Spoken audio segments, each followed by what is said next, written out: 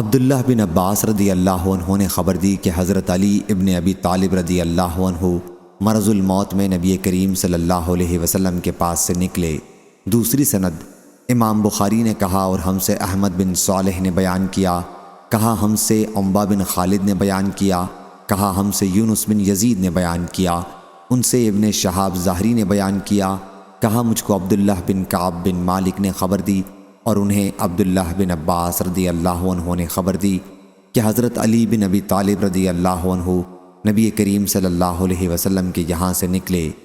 یہ اس مرض کا واقعہ ہے جس میں حضرت صلی اللہ علیہ وسلم کی وفات ہوئی تھی۔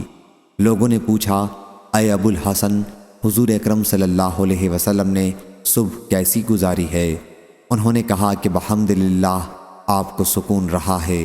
پھر حضرت علی رضی اللہ عنہ کا ہاتھ حضرت عباس رضی اللہ عنہ نے پکڑ کر کہا، کیا تم حضرت صلی اللہ علیہ وسلم کو دیکھتے نہیں ہو؟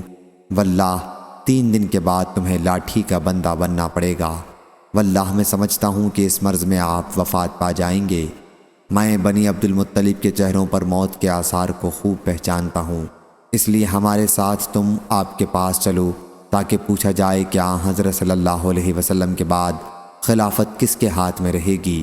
اگر وہ ہمیں لوگوں کو ملتی ہے تو ہمیں معلوم ہو جائے گا، اور اگر دوسروں کے پاس جائے گی تو ہم عرض کریں گے تاکہ حضرت صلی اللہ علیہ وسلم ہمارے بارے میں کچھ وصیت کر دیں۔